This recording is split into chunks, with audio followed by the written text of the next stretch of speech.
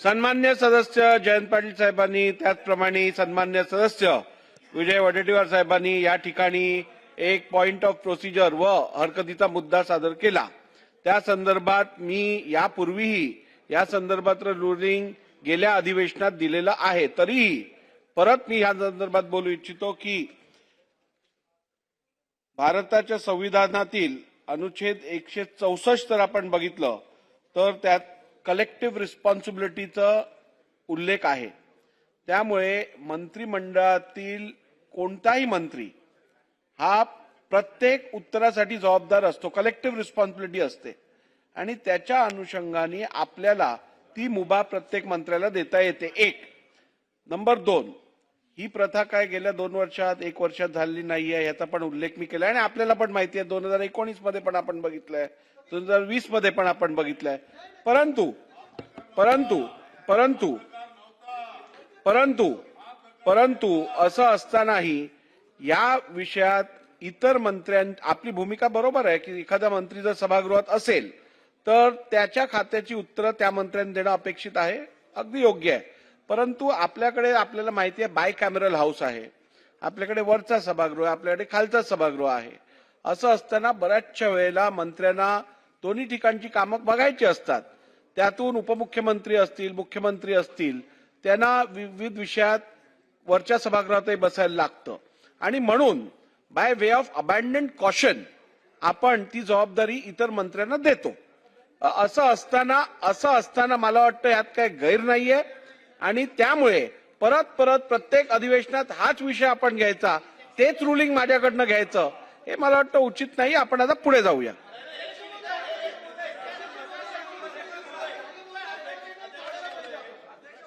मध्ये रेकॉर्डवर नाही काढायला पाहिजे। 19 आणि 20 ला झालं नव्हतं, चुकीची माहिती येऊ नये। अध्यक्ष महोदय, राज्यमंत्री असताना राज्यमंत्री उत्तर देऊ शकतो, मंत्र्यांना उत्तर देता येत नसेल तर त्यांनी तसं सांगावं।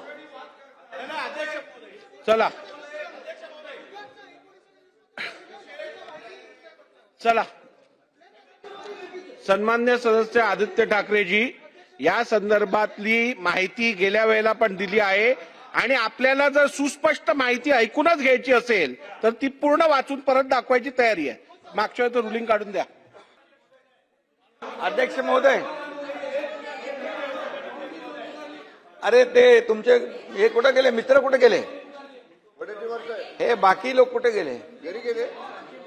घरी गेले का? अध्यक्ष महोदय, मगाशी मी सभागृहात नव्हतो मी मगाशी ते चर्चा चालू होती ती मंत्र्यांनी मला सांगितलं आणि तुम्ही तसे निर्देश देखील दिलेले आहेत। मला एवढंच सांगायचं आहे की सभागृहाचं कामकाज जे आहे तुमच्या अध्यक्षतेखाली चालतं। आज मी त्यांना सांगू इच्छितो की काल जो एक जोर का झटका धीरे से लगा है, त्यामुळे त्यांचं मानसिक संतुलन बिघडलेलं आहे आणि दुसरी गोष्ट मानसिक संतुलन बिघडलंय आणि त्यामुळे आता आणखी झटके लागणार आहेत। अध्यक्ष महोदय, तुम्ही सभागृहाचं कामकाज नियमानुसार चालवता आणि आजपर्यंत तुम्ही दिलेले निर्देश आणि तुमच्या अध्यक्षतेखाली या सगळ्या विरोधी पक्षाला देखील त्यांचे मांडण्यासाठी प्रश्न मांडण्यासाठी जो काही वेळ देता तो आतापर्यंत कधी विजय भाऊ दिला होता का?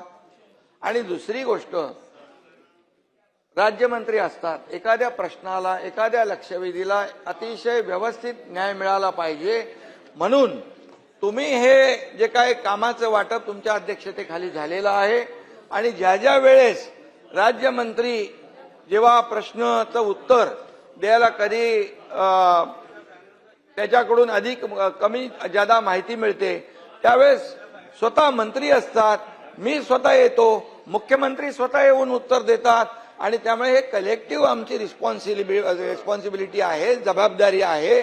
त्यामुळे काय आता काय झालंय, त्यांच्याकडे मुद्दे नाहीये, ते डेस्परेट झालेले आहेत, फ्रस्ट्रेट झालेले आहेत आणि आता त्यांचं मानसिक संतुलन बिघडलेलं आहे। त्यामुळे आता ते नाही आहेत, नाही तर मी बोललो असतो, कोण होता असं तू, काय झाला असं तू, अरे वेड्या असा वाया गेला असं तू, अरे काय। त्यामुळे अध्यक्ष महोदय, त्यांना जे जे काही प्रश्नांचे उत्तर पाहिजे त्यासाठी सभागृहात थांबले पाहिजेत आणि म्हणून प्रत्येक प्रश्नाचं उत्तर द्यायला सरकार समर्थ आहे. बिलकुल आम्ही समर्थ आहोत.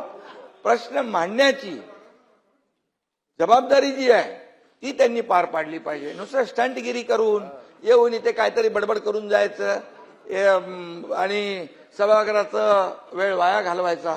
आणि म्हणून मी आपल्याला सांगतो, विजय भाऊ तुम्ही समजदार आहे, तिथे जयंतराव, नाना भाऊ, तुम्ही बी त्यांच्या नादाला लागले काय, पोराटोरांच्या नादाला लागतात असं काय. त्यामुळे अध्यक्ष महोदय पूर्णपणे या ठिकाणी सभागृहामध्ये विरोधी पक्ष जे जे काही या शेतकऱ्यांचे प्रश्न मांडा, या महाराष्ट्रातल्या जनतेचे प्रश्न मांडा, जिथे शेतकऱ्यांच्या अडचणी आहेत ते प्रश्न मांडा, त्याला उत्तर द्यायला आम्ही लोक खंबीर आहोत. सरकार खंबीर आहे. प्रत्येक याला पैसे शेतकऱ्यांना आतापर्यंत, नाना भाऊ, आतापर्यंतच्या इतिहासामध्ये मी 2.5 वर्ष मुख्यमंत्री होतो, आता देवेंद्रजी काम करता, आतापर्यंतच्या इतिहासात 45,000 कोटी रुपये शेतकऱ्यांना देण्याचं काम केलंय. 15,000 रुपये नुकसान भरपाई. त्यानंतर तुम्हाला सांगतो, पहिलं तुमच्या काळामध्ये एनडीआरएफच्या निकषाने पैसे देत होते. आम्ही एनडीआरएफच्या दुप्पट केलं. 2 हेक्टरचं 3 हेक्टर केलं. सततच्या पावसाचं नुकसान मिळत नव्हतं ते दिलं. अरे बाबा, गोगलगाईनी केलेलं नुकसान पण मिळत नव्हतं तेही चालू केलं आम्ही.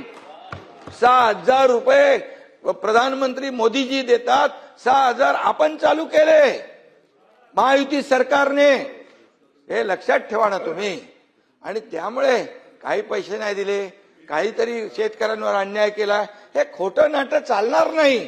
महाराष्ट्रातल्या जनतेने दाखवून दिलेलं आहे. जागा तुमची, तुम्हाला बोलत नाही, जागा दाखवून दिलेली आहे. आता ही एकदम अशी होत चालली आहे. अगदी इकडे आता इकडे बाहेर पडतील तिकडे. आणि त्यामुळे मी आपल्याला सांगतो, अध्यक्ष महोदयांचा निर्णय अंतिम असतो. अध्यक्ष महोदयांचा निर्णय चुकीचा, अरे तुम्हाला काय बोलायचा अधिकार आहे. अध्यक्ष महोदय जे नियमाने हे सभागृह चालतं, हे सभागृह सार्वभौम आहे, याचं पावित्र्य राखणं आपलं काम आहे. त्यामुळे आम्ही सगळे काय सर्व 19 ते 22 काय होतं तुम्ही लक्षात, तुम्ही होते ना जयंतराव, 19 ते 22 काय परिस्थिती होती, उत्तर द्यायला कोण सांगायचं. अरे बाबा, सभागृहात तरी बसायची का लोक, सभागृहात तरी बसायचे का. अरे म्हणून मी सांगतो, जरा थोडं मागे वळून बघावं, आत्मपरीक्षण करावं आणि आत्मचिंतन करावं. जो जो जो जो शीशे के घर में रहते और दूसरे के घर पे पत्थर नहीं फेंका करते. समजून सांगा जयंतराव, समज के लेने दो, नहीं तो पूरे. पाटील साहेब, अरे नाही आहेत ना, जरा समजून सांगा शेजारी.